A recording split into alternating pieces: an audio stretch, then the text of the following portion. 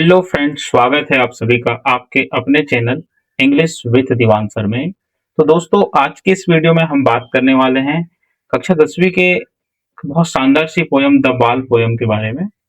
Actually में इस poem से हम बात करने वाले हैं एग्जाम में पूछा जाने वाला बहुत इंपॉर्टेंट एक्सट्रैक्ट कौन सा इस पोयम से पूछा जाता है। तो चलिए शुरू करते हैं कि वो कौन सा ऐसा एक्सट्रैक्ट है जो इस पोयम से पूछा जाता है।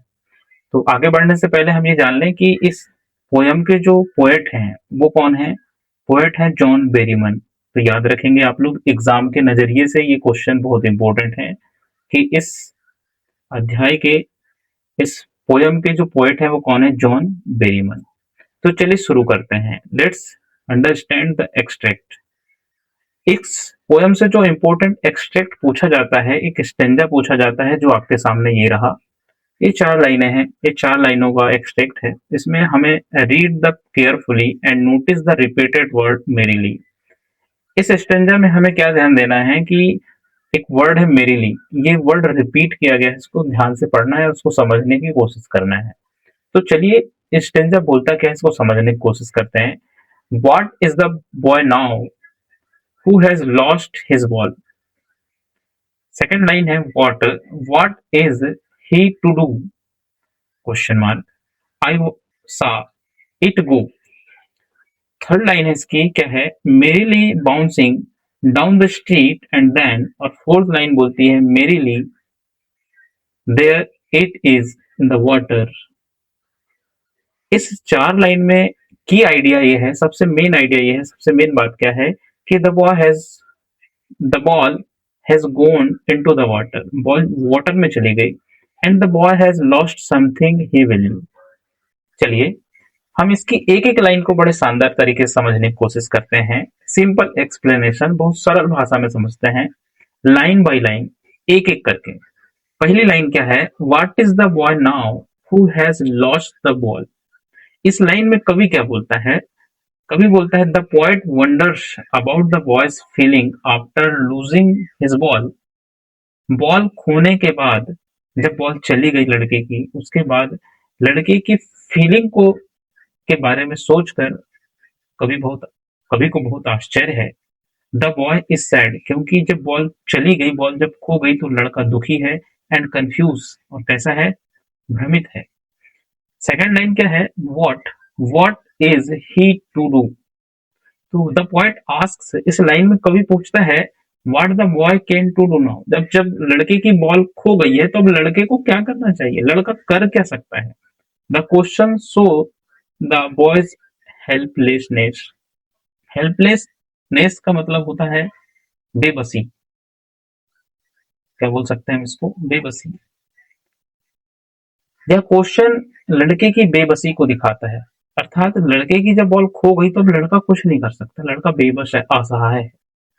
थर्ड लाइन क्या है, merrily bouncing down the street. क्या कहती है ये लाइन कहती है कि the ball moves happily. Ball जो है हैप्पीली, खुशी खुशी, freely, long along the road.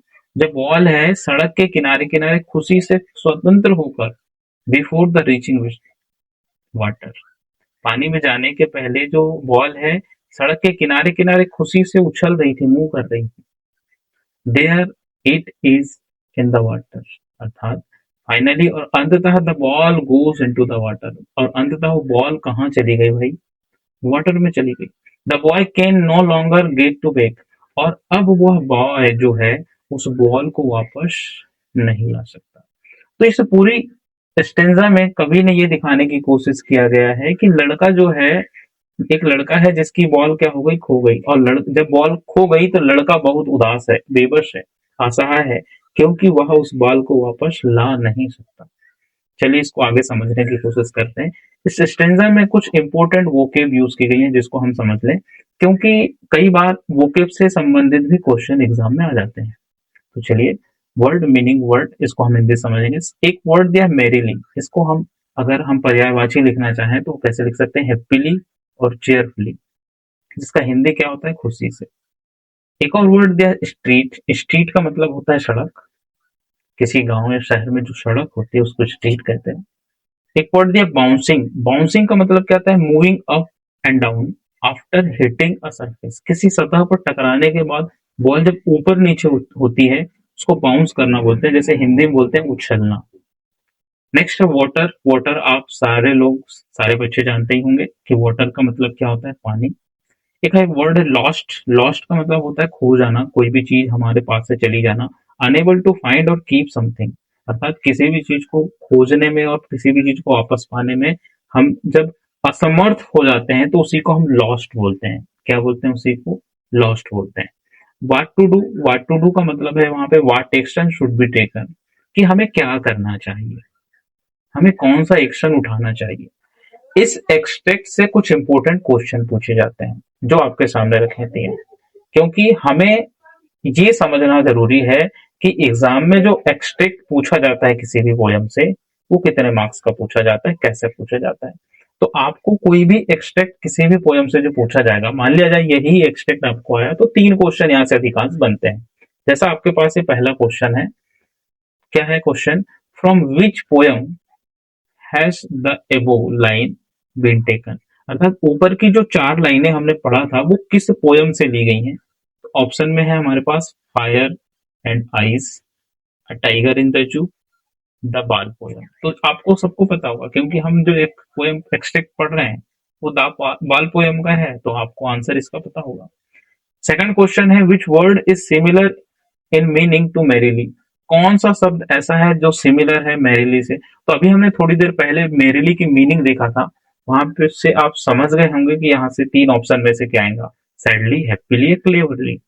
इसी तरह थर्ड क्वेश्चन है where did the ball go, ball कहाँ चली गई, in in the water, in the sky या इन द हाउस।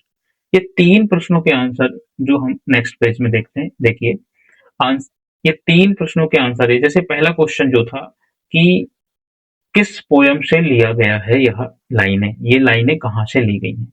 तो the extract is from John Berryman's poem. ये जो एक्सट्रैक्ट है जॉन बेरीमन की एक पोयम है। कौन सी पोयम? द बाल पोयम से लिया गया है। सेकंड क्वेश्चन, मैरिली, मैरिली की मीनिंग होती है हैप्पीली या फिर चेयरफुली, इसी को जॉयफुली भी बोल सकते हैं। इसी तरह थर्ड क्वेश्चन जो था क्या था कि बॉल कहाँ चली गई, तो बॉल इनटू द वाटर, कहाँ गई थी? वाटर में गई थी। आई थिंक आप लोगों को एक्सट्रैक्ट समझ में आया होगा। क्विक जल्दी से रिवीजन कर लेते हैं। द बाल पोयम, ये जो पोयम है, पोयम का नाम कौन सा है? The ball poem. और मैरिली, मैरिली वर्ड जिसकी मीनिंग हैप्पीली और चेयरफुली होती है, मैरिली जिसको हम हैप्पीली और चेयरफुली कह सकते हैं। और बॉल, अगर बॉल की बात करें तो बॉल कहाँ गई थी भाई? इनटू द वाटर में गई थी। आई थिंक आप लोगों को ये एक्सट्रैक्ट अच्छे से समझ में आया होगा और इससे बनने वाले क्वेश्चंस कैसे पूछे जाते हैं समझ में आए होंगे।